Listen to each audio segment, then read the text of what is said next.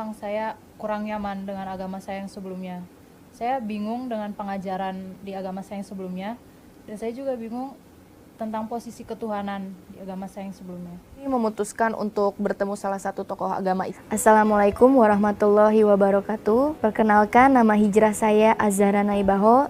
Nama sebelum hijrah saya adalah Maria Franciscus Naibaho. Saya berasal dari suku Batak, namun saya dilahirkan di Bandung. Nama hijrah saya adalah Melia Kamila Putri Naibaho, dan nama saya sebelum berhijrah adalah Melkuri Naibaho. Bismillahirrahmanirrahim. Sebelumnya bagi saya dan adik saya, agama Islam itu sudah tidak asing lagi. Walaupun kami dididik, dibesarkan, dan dilahirkan di keluarga non-muslim. Karena tempat ibadah umat muslim pun itu sangat berdekatan dengan rumah kami. Sehingga ketika kami melihat orang melaksanakan ibadah sholat, mendengarkan lantunan azan, murotal Al-Quran, orang-orang pergi pengajian, itu merupakan tontonan sehari-hari bagi kami. Itu ketika Allah mengubah hidup saya, itu ketika saya kuliah, saya mengalami suatu masa yang sangat terpuruk, yang sebelumnya saya belum pernah merasakan hal itu. Saat itu kuliah saya hancur, hubungan antara orang tua itu sudah tidak akur lagi, tidak harmonis, sehingga menimbulkan rasa seperti putus asa. Mulai dari putus asa, kehampaan, kosong gitu. Jadi kayak udah nggak punya tujuan hidup di situ. Dari kecil saya udah melihat keluarga saya seperti sudah tidak harmonis, betul. Setelah itu mulai memuncak rasa ketidaktenangan itu sampai berharap akan ada suatu jawaban. Akhirnya Allah menjawab ketidaktenangan saya itu ketika saya bangun dari tidur saya membuka mata, pertama kali suara yang saya dengar adalah azan subuh. Itu Allahu Akbar, Allahu Akbar. Dan untuk pertama kalinya hati saya sangat bergetar ketika mendengar suara azan. Padahal sebelum-sebelumnya saya ratusan kali itu selalu mendengarkan azan. Tapi hati saya masih biasa saja di situ. Saat itu seperti ada jawaban dari ketidaktenangan saya itu.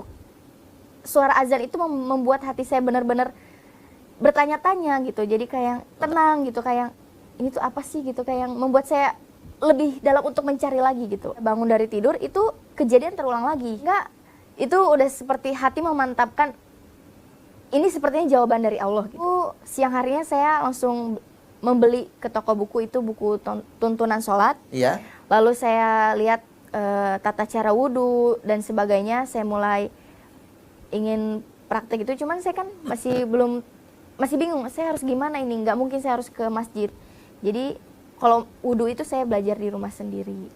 Karena dari suara azan itu, jadi itu seperti yang memanggil hati saya itu untuk, karena saya belum sah untuk masuk ke masjid, maka saya lihat dulu di buku itu persyaratannya itu bagaimana sebelum masuk masjid. Sharing sama adik saya ceritakan pengalaman saya, ternyata adik saya selama ini juga memendam rasa ingin pindah keyakinan. Karena awalnya memang saya kurang nyaman dengan agama saya yang sebelumnya. Saya bingung dengan pengajaran di agama saya yang sebelumnya, dan saya juga bingung tentang posisi ketuhanan di agama saya yang sebelumnya. Ya, karena saya takut. Kami memutuskan untuk bertemu salah satu tokoh agama Islam. Ya, khususnya kami ingin bertanya lebih dalam lagi tentang perbandingan agama Islam dengan keyakinan kami yang sebelumnya. Iya. Untuk memantapkan. Setelah itu kami memutuskan untuk benar-benar harus pindah agama keesokan harinya. Tentang poin pentingnya adalah Nabi Isa. Ternyata Islam selama ini mengimani Nabi Isa. Itu beda. Dianggap Tuhan. Dianggap Tuhan. Jadi maksudnya kok lebih logik gitu Islam itu. Sering kita bersyahadat di Masjid Bandung. Sebelum syahadat kita ditanya dulu apakah ini ada unsur doktrin, unsur pemaksaan. Kami jelaskan tidak ada, ini berasal dari hati nurani kami sendiri. Iya. Setelah kami bersyahadat, kami di briefing kembali agar kami tetap istiqomah, agar tetap berpegang teguh pada keyakinan Islam yang saat ini yang kami jalani, Iya. supaya tidak murtad kembali. Setelah syahadat di briefing, akhirnya kami pulang ke rumah. Kami masih belum berani untuk menjelaskan, memberanikan diri, mengakui kami sudah masuk Islam Kepada orang tua. kepada orang tua. Jadi seakan-akan di rumah masih belum terjadi apa-apa. Nah, terus? Sampai saatnya ada hari raya besar agama keyakinan kami yang sebelumnya. Di situ saya melarikan diri karena memang sudah tidak ingin berada di zona itu lagi, sehingga menimbulkan suatu kecurigaan. Suatu ketika kakak saya menemukan di tas saya ada mukena, dan di situ terjadi suatu masalah yang sangat besar antara saya dengan orang tua. Di situ kita benar-benar marah, emosi, sampai keesokan harinya tiba-tiba orang tua saya mendatangkan 2 laki-laki juga. Ini bertanya-tanya, ini maksudnya apa? Saya disergap oleh saudara saya, kemudian saya dipukul, saya ditampar, diperlakukan secara tidak manusiawi hanya karena saya pindah agama. Saya tidak diberi waktu untuk menjelaskan kenapa saya masuk Islam. Saat itu pun orang tua saya masih berdiam. Mereka tidak membela saya. Mereka tidak memberi space untuk, sudahlah, berikan sedikit dia untuk berbicara. Saya dijebak di situ. Akhirnya saya dibawa ke tempat rumah pemulihan orang depresi. Ternyata mereka mengklaim bahwa saya itu gila, saya depresi. Dianggap depresi iya, gitu. betul. Nah. Saya dijebak, saya dimasukkan ke ruangan, saya dikunci di situ. Saya teriak-teriak, saya panggil orang tua saya masih punya masa depan, bukan di sini tempat saya. Saya bilang, saya pindah agama, itu bukan pelarian saya karena saya kemarin sempat putus kuliah.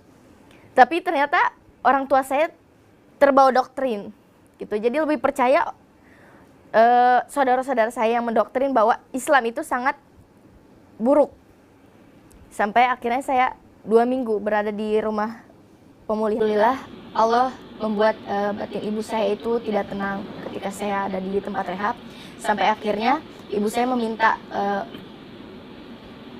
pemilik yayasan itu supaya mempertemukan dengan saya. Dan memang benar ketika ibu saya itu melihat saya itu, saya lusuh, saya tidak dirawat, benar-benar bukan menjadi lebih baik, malah menjadi lebih buruk. Akhirnya saya di situ asma saya kambuh, dilarikan ke rumah sakit untuk diinfus, diberi oksigen. Dari situ saya udah punya trik untuk kabur secepatnya. Setelah itu kita sebenarnya dilarikan dulu ke ruko, bukan ke rumah. Di situ kita dijaga juga, nggak bisa pergi kemana-mana. Tapi alhamdulillah sama Allah kita dipermudah bisa kabur berdua. Akhirnya kita melarikan diri ke DKM Masjid Bandung, pesantren dulu. Ya. Di Bandung. Di Bandung, kemudian di Sentul. Akhirnya banyak yang merekomendasi ke sini. A'udzu billahi minasyaitonir rajim. Bismillahirrahmanirrahim. Wailul likulli humazatil lumazah alladzi jama'a malan wa 'addadah. Yahsabu anna malahu akhladah. Kalla layumbadanna fil hutamah. Wa ma adraka mal hutamah.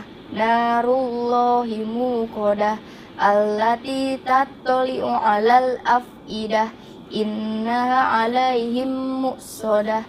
Fi amadim mumaddadah. A'udzu billahi minasyaitonir rajim. Bismillahirrahmanirrahim. Qul ya ayyuhal kafirun la a'budu ma ta'budun wa la antum 'abiduna ma a'bud wa la ana a'bidu ma abattum wa la antum 'abiduna ma a'bud lakum dinukum waliyadin.